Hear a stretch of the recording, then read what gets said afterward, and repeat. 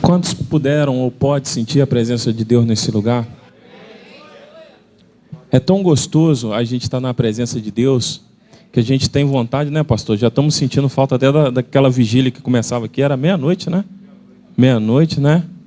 Breve, se Deus quiser, nós vamos estar marcando aquela vigília, porque é muito bom a gente poder ter a liberdade de adorar o nosso Deus, né, num culto racional, com ordem e decência. Estendemos nossas mãos aqui para o meu cunhado aqui, o André, que Deus abençoe ele na transmissão da palavra, a qual Deus, tenho certeza que vai usá-lo fortemente para falar aquilo que Deus quer. Que não venha massagear o nosso ego, mas que venha trazer as ordens do nosso Senhor. Porque Ele é o nosso manual, Ele deixou o nosso manual que é Bíblia, para que a gente possa cumprir e adimplir com tudo aquilo que Ele deixou escrito para nós. Amém? Oremos. Pai, Deus eterno, em nome de Jesus nós te agradecemos pela vida do André, da minha irmã Lene. Deus, te agradecemos pela Igreja Batista da Capelinha, por estar com as tuas portas abertas para falar da tua palavra, para dizer do teu amor, e enfim, para te adorar, Deus. Porque este povo nasceu para te adorar. Senhor, abençoe a vida, a mente, o coração do teu servo, acalme o coração dele para tudo aquilo que aflige, porque eu tenho certeza que enquanto ele está trabalhando na tua obra, o Senhor está cuidando de tudo aquilo que ele quer e precisa, Deus. Usa o teu servo, usa a boca dele, que ele venha ser instrumento, Pai. Porque instrumento é aquele afiado a qual o Senhor usa, não tem a marca, mas é do Senhor, Pai. Porque o Senhor o usa da maneira que o Senhor bem assim entender. Nós te agradecemos pela vida dele e da família dele, em nome de Jesus. Amém. Obrigado, Dico, meu querido, meu estimado cunhado. Meus irmãos, poder vos assentar. É motivo de muita alegria estar aqui com os irmãos em meio à dificuldade, em meio aos momentos difíceis que nós passamos. E desde já nós solidarizamos com as vítimas, com as famílias que perderam suas vidas por conta dessa doença. Mas é necessário que nós avancemos com a pregação da palavra, independente da situação. É a ordem que Cristo deixou para nós nessa noite. O tema é um pouco diferente, mas eu quero que até o final você saia aqui entendendo o porquê deste tema. Morando de aluguel, aguardando a própria casa. E eu peço aos irmãos que abram, por favor, as suas Bíblias, mesmo assentados, na carta de Paulo aos Coríntios, segunda carta de Paulo, no capítulo 4, do verso 16 ao verso 18. E será projetado também para os irmãos. 2 Coríntios, no capítulo 4, do verso 16 a 18, e no capítulo 5, verso 1. Diz assim a palavra de Deus: por isso não desanimamos, pelo contrário, mesmo que o nosso ser exterior se desgaste ou se corrompa, a palavra no seu original dá esses dois sentidos, desgaste, corrupção, o nosso ser interior se renova dia a dia. Por isso não desanimamos. Pelo contrário, mesmo que o nosso exterior se desgaste, ele se renova a cada dia. Porque a nossa leve e momentânea tribulação produz para nós um eterno peso de glória, acima de toda comparação, na medida que não olhamos para as coisas que se veem, mas para as coisas que não se veem. Porque as coisas que se veem são temporais, mas as que não se veem são eternas. Pois sabemos que a nossa casa terrestre, deste tabernáculo, se desfizer, se a nossa casa, nosso tabernáculo, nossa barraca, no sentido mais próximo aos dias de hoje, se desfizer, temos da parte de Deus um edifício, um prédio, uma casa não feita por mãos humanas, mas eterna nos céus. Amém, meus irmãos?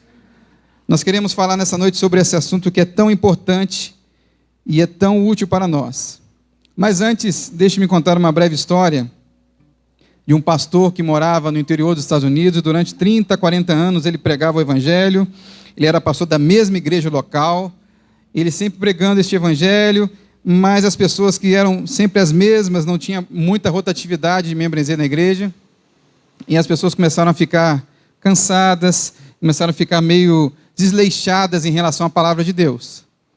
E esse pastor ficando desanimado porque pregava o evangelho, pregava a palavra de Deus e não percebia mais a mesma atenção na qual ele tinha antes. Só que, ao longo do tempo, um senhor que tinha uma mercearia na mesma cidade começou a frequentar os cultos da igreja e todas as vezes que ele ia ao culto, no momento da pregação, ele abria um caderninho e começava a anotar algumas coisas, e anotando, e o pregador, o pastor, começou a se sentir feliz, contente, porque após longos anos de pregação do evangelho, aquele senhor estava anotando algo no caderno. E ele fez isso na primeira semana, fez isso na segunda semana, na terceira semana, na quarta semana, e o pastor até começou a desenvolver melhor a sua mensagem, porque ficou entusiasmado, com ânimo por conta daquele irmão. E na quinta semana o pastor chegou até ele e o agradeceu. Meu irmão, muito obrigado por prestar atenção na minha mensagem, porque isso é muito importante. Só que, na verdade, aquele senhorzinho da mercearia disse: não, pastor, eu aproveito o momento dessa mensagem para fazer o balanço da mercearia. Quanto que gastou, deixou de gastar. Então, meus irmãos, que nós demos atenção à palavra de Deus. Que nós possamos, nessa noite, entender que é sério o que vai ser falado aqui. É muito sério, meus irmãos.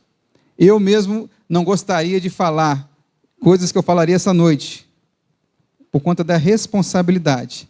Mas eu peço a Deus, como já foi orado aqui pelo nosso irmão Dico, que nós possamos sintonizar a nossa mente na palavra de Deus e entender o que esta palavra diz para nós nessa noite. Inicialmente, nós podemos falar do apóstolo Paulo, que escreveu essa carta, a segunda carta aos Coríntios, e todo mundo conhece muito bem a história dele. Nós entendemos que nós somos cristãos por conta de Jesus Cristo. Isso é ponto pacífico entre nós. Mas quem faz o evangelho se desenvolver no sentido de ele trazer a doutrina evangélica, a doutrina cristã, esclarecer para os judeus e para os gentios a necessidade de crer em Jesus e a partir daquele momento seguir a Jesus e somente a Jesus, é o apóstolo Paulo.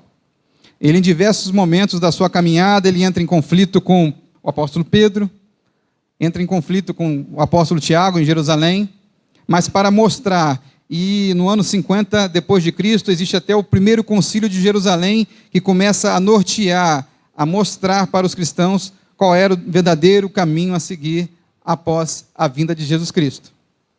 E Paulo, vocês também sabem que ele era montador de tendas. Ele herdou essa profissão do seu pai, e ao herdar essa profissão, ele vive de montar tendas. O pai dele, segundo alguns historiadores, ficou até rico, até bem abastado de dinheiro por conta disso. E alguns até dizem que a sua cidadania romana foi comprada por conta desse ofício, desse trabalho. Paulo, então, desenvolvia o seu ministério evangelizando e nos intervalos ele trabalhava, ele tinha essa profissão. Então é muito importante que nós entendamos por que ele fala tanto de tenda, tabernáculo, porque ele é um especialista nisso. Ele sabe muito bem como construir tendas e tabernáculos. Mas, meus irmãos, sem muitas delongas, eu quero chegar ao primeiro ponto da mensagem nessa noite. O versículo 16 fala: não desanimes, apesar da corrupção. Nós estamos vivendo tempos difíceis, meus irmãos. Talvez mais difíceis do que antes. A corrupção entre nós, podemos falar brasileiros, não é novidade. A corrupção atinge a todos os setores da sociedade. Às vezes nós ficamos presos à questão da corrupção na esfera política, federal, estadual, municipal, mas esquecemos que a corrupção está em nós e começa a partir de nós, porque elegemos às vezes maus líderes políticos, porque às vezes nós aceitamos qualquer tipo de suborno, às vezes nós aceitamos qualquer coisa simples. E um jurista chamado Rui Barbosa disse a seguinte frase: chegará um tempo em que os homens honestos sentirão vergonha de serem honestos. Sabe aquele momento, meus irmãos, que alguém chega e fala para você: olha, você não faz isso, você não fura fila, olha, você é honesto, paga suas contas em dia. Algum dos irmãos já passou por isso aqui, eu já passei. De alguém me chamar praticamente de careta, outras palavras, ou bobo, por querer fazer o certo. Simplesmente por isso. Claro, eu não sou perfeito, eu não sou melhor do que ninguém, mas a gente busca ser honesto, busca fazer o que é correto. E nesse momento difícil, nós estamos percebendo que a corrupção cada vez aumenta, cada vez ela progride e nos traz tanta dificuldade. Então chegamos a um momento difícil. Chegamos a um momento em que a corrupção agora afeta também, que já afetava a nossa saúde. Tantas dificuldades ao redor do nosso país, com questão sanitária, de saúde, hospitais faltando, e nós percebemos que a corrupção está presente. E confesso aos irmãos que nessa semana eu fiquei muito desanimado com isso. Muito desanimado. Porque nós percebemos que, apesar de fazermos as coisas certas, apesar de buscarmos pagar os nossos impostos em dia, tudo acaba caindo na nossa conta. Sempre colocam na nossa conta, inclusive, principalmente, prioritariamente, nos cristãos ou naqueles que levam a palavra de Deus, aqueles que professam uma fé, independente até de sua religião, querem nos calar. Eu me lembro, meus irmãos, que o imperador Nero, no ano 65 ou 67, ou talvez um pouco menos, depois de Cristo, Paulo viveu esse período, o período do imperador Nero. Ele, na sua loucura, na sua maluquice, ele resolve colocar fogo em Roma. E ao colocar fogo em Roma, 10 bairros daquela cidade, 7 pegam fogo, 7 são queimados, incinerados, mas apenas 3, ou talvez 4, não são incinerados, não pegam fogo. E esses bairros são de cristãos e judeus. Aí ele toma a seguinte iniciativa: olha, vou colocar a culpa nos cristãos, porque eu vou ter um motivo para persegui-los. E meus irmãos, não saiam daqui inocentes nessa noite. Tudo que a gente fizer, respeitando a lei, respeitando os protocolos, no fundo colocarão a culpa na gente. No fundo, nós seremos um dos motivos que eles falarão: olha, por causa de igreja, o Covid se disseminou. Por causa da igreja, problemas acontecem. E é muito fácil, a nossa sociedade é assim mesmo, desde Adão e Eva, né? Adão colocando culpa em Eva, e Eva colocando culpa em Adão, por conta do erro dos dois. É sempre fácil transferir a responsabilidade, a culpa para os outros. E nessa semana, foi tão lindo vermos uma igreja que não abraçou cegamente todas as coisas, entendeu que a liberdade de culto é uma liberdade constitucional. E chega um momento que nós devemos nos posicionar com respeito às autoridades, mas devemos posicionar em prol da nossa liberdade de culto, do nosso direito de louvar a Deus, porque começa assim, começa aos poucos. E uma igreja hoje também, a mesma igreja do pastor Wilson, que também teve a audácia, a coragem, que mesmo com as críticas, sabendo que iria ter críticas, ia sofrer críticas de gente da igreja e gente de fora da igreja, esteve no hospital orando pelas pessoas doentes, pelas pessoas enfermas. E que a gente acompanha nas redes sociais tantos comentários negativos, as pessoas conseguem olhar, é a mesma coisa que alguém me vê pregando e fala: olha, esse sapato dele não combina, é feio. A pessoa está preocupada com o meu sapato, com a minha calça, mas não está preocupada com a mensagem do Senhor Jesus. E nas redes sociais, infelizmente, nós temos o crescimento de pessoas que só servem para falar mal. E nessa noite eu quero agradecer a Deus pela vida desta igreja e da igreja que esteve lá orando. Nós sabemos que a oração tem poder, a oração move montanhas. E essas pessoas tiveram a coragem de sair das suas casas e levar a mensagem do Evangelho. Levar a oração, pedido a Deus.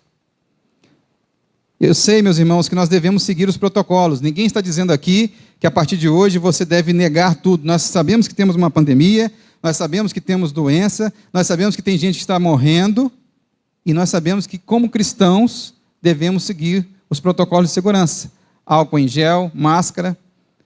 Os irmãos que me virem ao longo da semana na rua, em algum lugar, vão me ver de máscara e, na maioria das vezes, verão um frasco de álcool em gel. Então, eu ando protegido e nem por isso eu deixo de dizer que nós, enquanto cristãos, devemos nos manifestar em prol da liberdade de culto.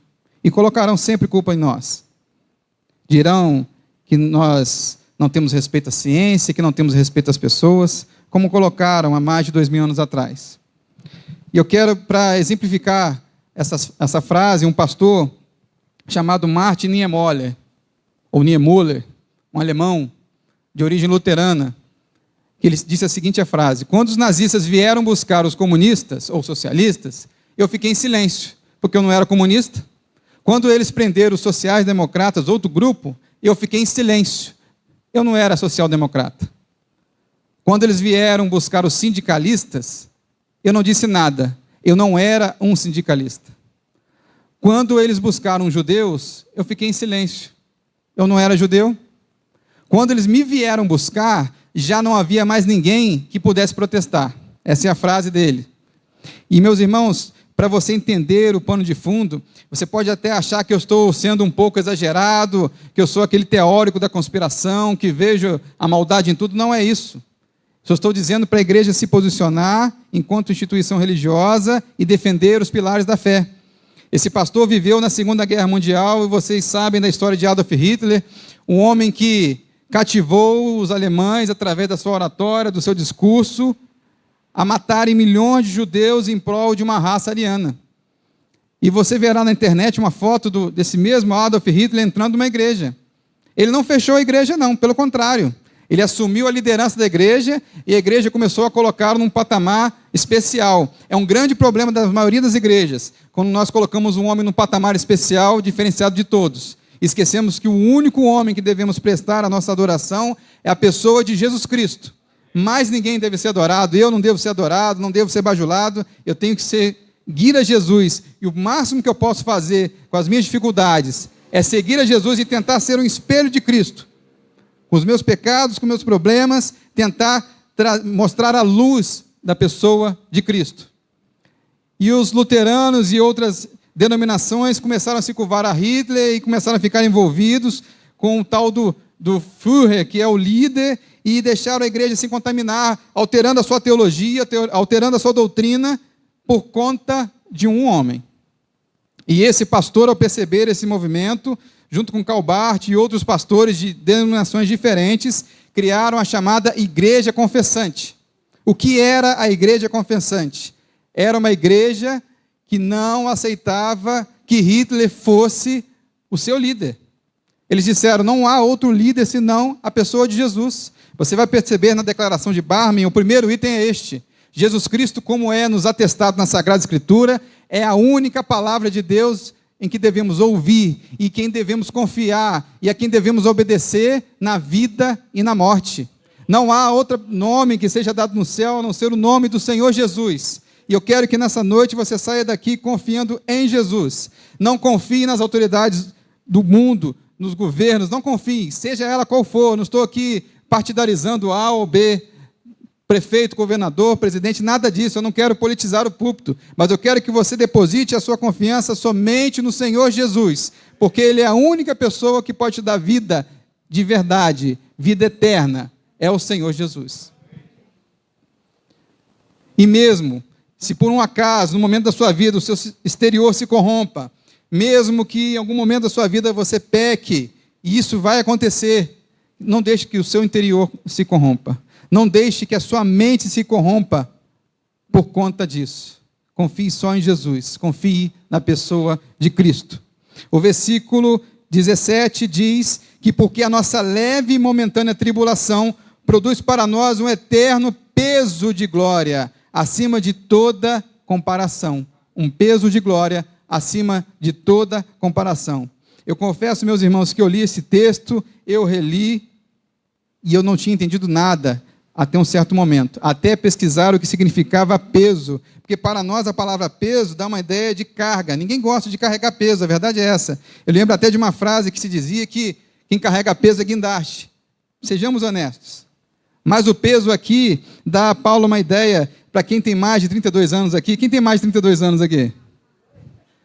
Mais de 32, 33, 34, talvez os mais novos, alguns deles já tenham visto isso, mas naquelas mercearias antigas tinha aquela balança onde você comprava algum material e precisava ser pesado, e o vendedor colocava um peso e algo a ser pesado.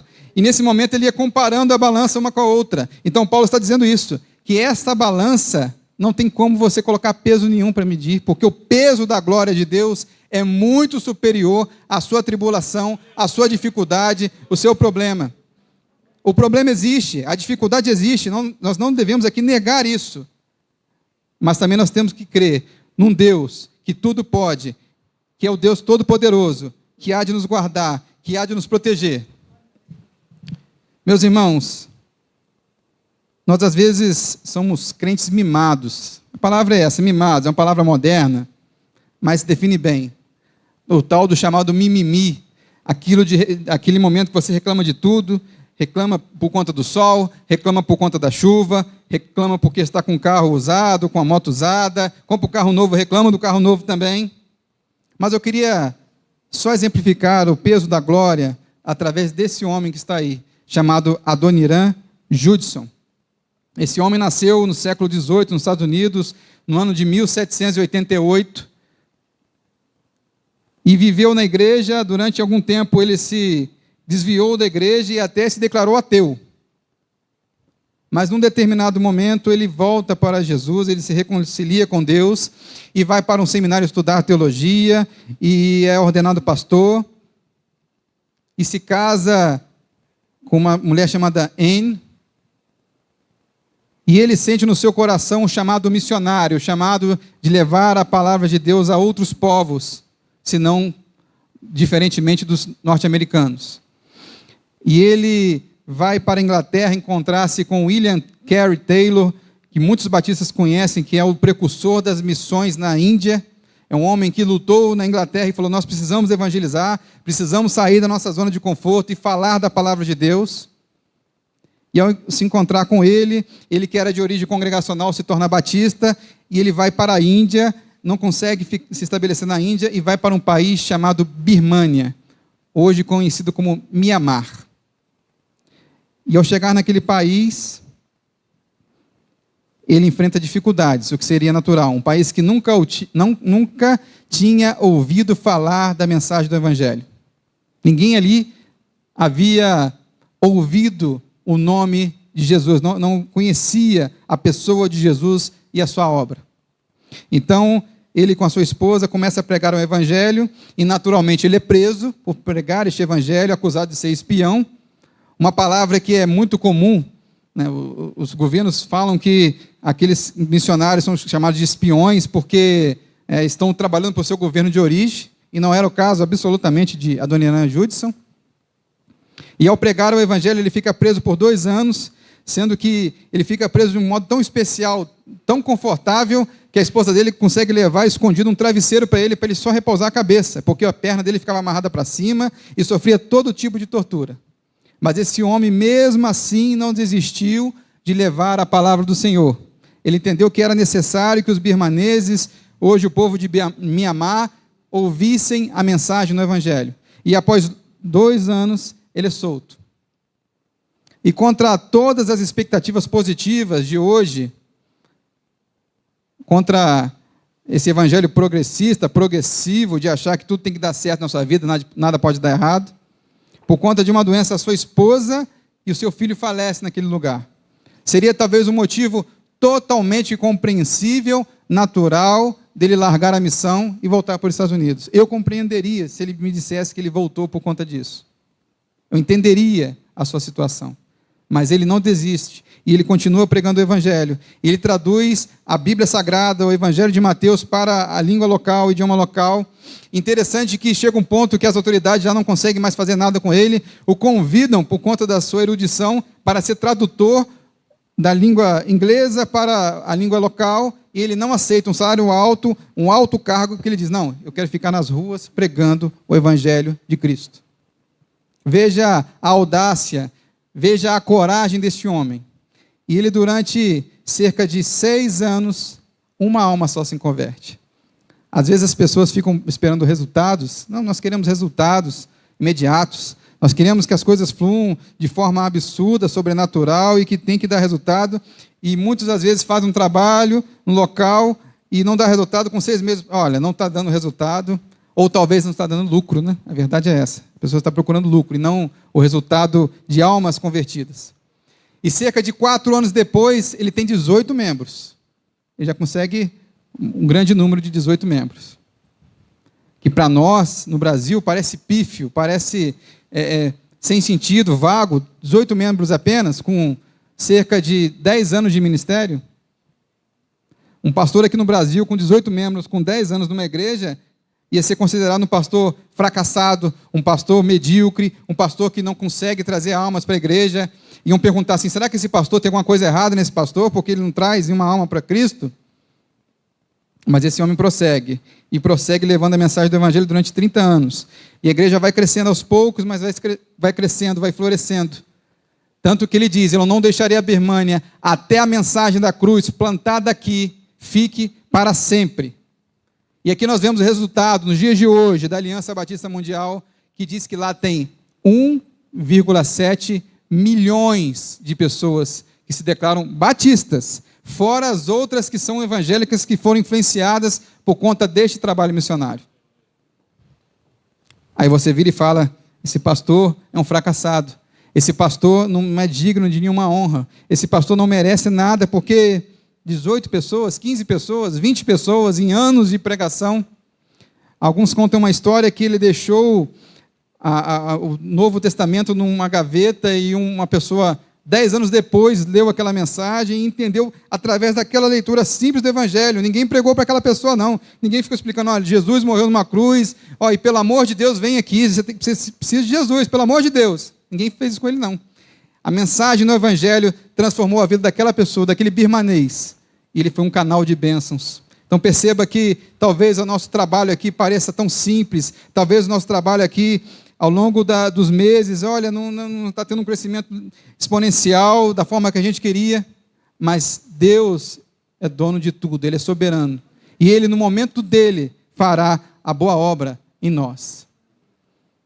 Este homem voltou para os Estados Unidos, depois de 35 anos de ministério, faleceu num navio, indo de um local para outro para procurar tratamento para a sua saúde. O peso da glória não se compara às dificuldades. Este homem tinha completa convicção que este peso da glória que ele leu do apóstolo Paulo, o mesmo apóstolo Paulo que foi preso, que foi escorraçado, que foi chicoteado por conta do Evangelho, ele entendeu que se o apóstolo Paulo falou sobre isso, e falou sobre o peso da glória, que não há medida, que a glória eterna do Senhor não tem medida, não tem como mensurar, não tem como você comparar, é 1 tonelada, é 1.000 toneladas, não tem. É o peso da glória eterna. E que você saia dessa noite entendendo que esse peso da glória é maior do que o nosso sofrimento. Porque Jesus disse em Mateus 11, no versículo 30, que o meu fardo é leve. E aqui diz, eu disse essas coisas para que em mim vocês tenham paz. Isso é Jesus dizendo. Neste mundo vocês terão aflições. Jesus não nos isentou de aflições, não nos retirou o sofrimento. Contudo, tenham ânimo, tenham alegria, não desanimem. Eu venci este mundo. E você pode vencer através de Jesus, do Espírito Santo, e esperar a glória eterna que nos está confiada. Amém? E o terceiro item que fala do olhar de fé. Paulo, com a sua habilidade em trazer a palavra de Deus, a sua habilidade que outrora, como fariseu e estudioso da lei, tinha uma argumentação impressionante, a ponto dos gregos o chamarem de tagarela, os filósofos, de tanto ele falar, mas naquele mesmo lugar, no Areópago, ele conseguiu convencer alguns, através do Espírito Santo, a segui-lo. Então ele vai falando sobre o versículo 18, que diz assim: na medida em que não olhamos para as coisas que se veem, mas para que não se veem, nós devemos olhar, porque as coisas que se veem são temporais, mas as que não se veem são eternas. O sofrimento é temporal, mesmo que esse tempo demore muito, mas é temporal, é limitado, há um limite para este sofrimento. Mas as coisas que nós não vemos, o peso da glória é eterno, é para sempre. E aqui eu quero trazer 2 exemplos sobre um olhar de fé, citado em Hebreus 11, sobre a galeria dos heróis da fé. Primeiro, o exemplo de Abraão. Está passando na TV uma novela chamada Gênesis, né? Uns preferem chamar de seriado por conta do termo novela. E o exemplo está começando a chegar em Abraão, já está começando a trazer Abraão adolescente. E Abraão é considerado o pai da fé. Aqui Paulo, no versículo 18, está falando sobre fé, não mais nada do que isso. Apesar de ele ter um argumento tão nobre, que a ponto de algumas faculdades nos Estados Unidos utilizavam, né, a faculdade de Direito utilizava a carta de Paulo aos Romanos para que os alunos aprendessem sobre a argumentação jurídica, para você ver o nível, na qualidade. E às vezes você quer procurar tanta coisa e esquece de ler a Bíblia, que tem essa qualidade tremenda no falar, na argumentação.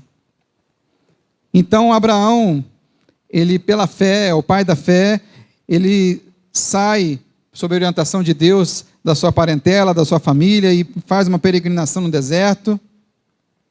Só que se você for a Hebreus, no capítulo 11, e perceber lá no versículo 10, diz assim: porque Abraão aguardava a cidade que tem fundamentos, da qual Deus é o arquiteto e construtor.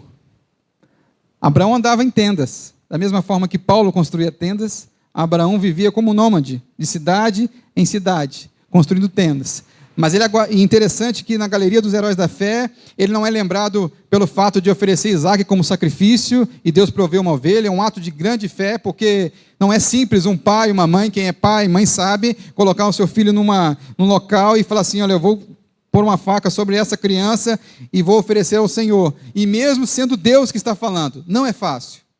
Mas ele não é lembrado por este ato. Ele é lembrado pela fé no futuro. Além da vida dele, ele sabia que viria uma cidade e que essa cidade seria fundamentada pelo Senhor Jesus, por Deus, no futuro. O autor aos Hebreus não se preocupa com os outros atos de fé, ele se preocupa na esperança que Abraão tinha na glória eterna. Um outro exemplo é José, que vocês conhecem muito bem a história, é uma história linda, uma história que um homem que foi traído pelos seus 11 irmãos, e ao ser traído foi levado como escravo no Egito, e ao ser levado como escravo no Egito ficou preso por conta de uma falsa acusação, anos e anos preso.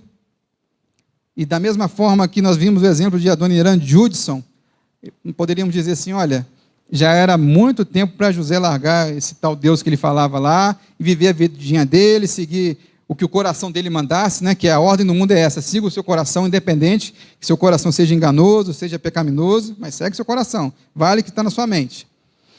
Então José, ele, através dessa caminhada, dessa peregrinação de sofrimento, de luta, crendo num sonho que ele tinha, chega um momento que ele se torna o número 2, o imediato do faraó, e ele exerce uma autoridade muito grande, e depois de um tempo, vocês sabem muito bem a história, só estou apenas recapitulando, que ele traz os seus irmãos até o Egito, e trazimento, deixa os seus irmãos supridos, apesar das maldades que os irmãos dele fizeram com José, apesar de tudo. Mas se você for também na galeria dos heróis da fé, você vai perceber que José não é lembrado por todos esses atos. Se você for no Gênesis, no capítulo 50, no penúltimo versículo do livro de Gênesis, você perceberá que José deixa de seguinte ordem pela fé: eu quero morrer nessa terra do Egito, mas eu sei que essa terra não é a minha terra. A minha terra é a Canaã prometida. Então ele pede para que aqueles homens façam um juramento. José é um homem tão simples: olha, eu quero que vocês jurem que levarão os meus ossos para a terra prometida. E Hebreus, no capítulo 11, lembra desse fato. Não lembra de mais nada de José. José é um herói da fé, está na galeria dos heróis da fé, porque ele creu na promessa que haveria uma Canaã. E nós, como cristãos, devemos crer que a nossa Canaã está prometida, que é o céu, que é a realidade eterna. Que todo o sofrimento que José, e que eu, e que você, e que qualquer um de nós passa, não se compara à eterna glória de Deus. Tanto que diz em Hebreus 11, no capítulo 1, ora, a fé é a certeza daquilo que esperamos e a prova das coisas que não vemos. E, meus irmãos, quem ficou curioso para entender por que eu falei de aluguel e casa própria, o quarto item dessa mensagem diz: pois sabemos que se a nossa casa terrestre, deste tabernáculo ou dessa barraca, numa tradução mais aproximada aos nossos de hoje, se desfizer, acabar, for destruída, temos da parte de Deus um edifício, uma casa não feita por mãos humanas, eterna nos céus. E é uma realidade nossa, meus irmãos, nos dias de hoje, ou da maioria deles. A minha realidade é o sonho da casa própria. É ter uma casa na qual eu consiga entrar e dizer, ela é minha, a não ser que haja um evento muito extraordinário, essa casa é minha, não é de mais ninguém. Porque quando você vive de aluguel, você depende do inquilino, você depende de reajustes. Não estou dizendo que é errado morar de aluguel. Mas todos nós, na medida do possível, temos esse sonho da casa própria. E não há nada de errado em sonhar nisso. Queremos ter a nossa liberdade de pegar a nossa casa e construir cômodo da forma que a gente quiser, fazer as alterações da forma que a gente quiser, e não há nenhum problema nisso. Só que é importante nós notarmos que quando eu falo de aluguel e casa própria, eu estou falando aqui da mesma forma que Paulo diz sobre o nosso corpo e a nossa alma. Paulo considera este corpo humano uma tenda, um habitat provisório, é como se fosse um aluguel, fosse locado por um tempo. Mas ele sabe que a mansão celestial, o edifício celestial que está preparado para nós, está no céu. Então ele aguarda ansiosamente que isso aconteça. Às vezes, na nossa vida, na nossa caminhada, nós talvez vivamos a vida inteira e não consigamos comprar a nossa casa própria, humanamente falando. Mas se nós não tivermos, ou não sairmos aqui nessa noite com a certeza que mesmo com esse corpo que é corruptível, que é passageiro, nós temos a esperança que no céu nós teremos um edifício, um prédio, uma casa, a chamada mansão celestial que está sendo preparada para nós. Se nós não saímos aqui dessa noite, essa mensagem não fez sentido nenhum para você. Nenhum sentido. Então que nós saiamos com esta visão, como diz em João no capítulo 14, no verso 2. Na casa de meu Pai, palavra de Jesus, há muitas moradas. Se não fosse assim, eu lhes teria dito, vou preparar lugar para vocês. Em nome de Jesus, eu quero que você saia dessa noite com essa consciência. Que apesar das lutas, das dificuldades, dos problemas, há uma casa própria, há um edifício separado por Deus, para que nós saiamos aqui dessa vida terrena, passageira, vida sofrida, vida com dificuldade, mas que nós cheguemos ao céu e vejamos a nossa mansão celestial, a casa preparada para nós. Olha que bênção, meus irmãos. Você pode notar também, no mesmo capítulo de Hebreus, no verso 11 e do versículo 9, eu vou ler rapidamente aqui para vocês, que quando Abraão fala, do versículo 10, sobre por que Abraão aguardava a cidade que tem fundamentos, o versículo 9 diz assim, o versículo anterior, pela fé, peregrinou na terra da promessa como em terra alheia, ou seja, ele sabia sobre Canaã, mas ele passou como estrangeiro, como peregrino, habitando em tendas, olha a palavra aqui de novo, tendas, com Isaque e Jacó, em barracas, herdeiros com ele da mesma promessa. Abraão passou pela terra, mesmo como nômade, mas ele creu na promessa que após essa vida nós teríamos o habitat eterno, o habitat do Senhor Deus preparado para nós. E eu, nessa noite, queria falar sobre, trazer essa pergunta. O que fazer para obter a morada eterna? Muitos dirão, através de um financiamento de uma casa própria, que você tem que pagar suas parcelas, longas parcelas, outros até conseguem pagar de uma forma menor, outros até conseguem comprar a sua casa terrena deste mundo, através de um preço à vista, por exemplo. Mas nós em Jesus, nós temos o nosso fiador. Nós temos aquele que pagou por nós essa casa. Jesus, numa cruz, há 2000 anos atrás, morreu, pagou a nossa dívida. Nós que tínhamos uma dívida com o banco celestial eterna, uma dívida impagável, nada que nós poderíamos fazer humanamente conseguiria pagar essa dívida. Mas Jesus pagou um alto preço, o seu sangue. Ele que, sendo Deus, não se julgou em forma de Deus, mas se esvaziou, como diz Filipenses, no capítulo 2, do verso 11 em diante. Ele se esvaziou, vindo em forma humana, para pagar este preço, para pagar esta casa, para pagar esta moradia eterna.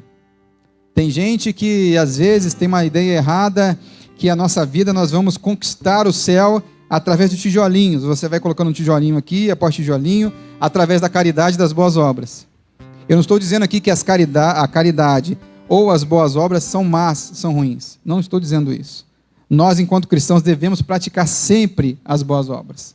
Mas não são as boas obras que nos levarão ao céu. Não são as boas obras que colocarão pedaços na sua casa. Existe até o galardão que Deus coroará aqueles que serviram mais ou menos a Deus, mas isso é uma questão no céu, já estando no céu. O nosso preço, o nosso ingresso é a pessoa de Jesus. E não há absolutamente nada a se fazer, a não ser receber a Jesus como Senhor e Salvador na sua vida. Reconhecer que esta obra na cruz, que salvou milhares de pessoas e ainda está salvando, ela nos trará a garantia da morada eterna.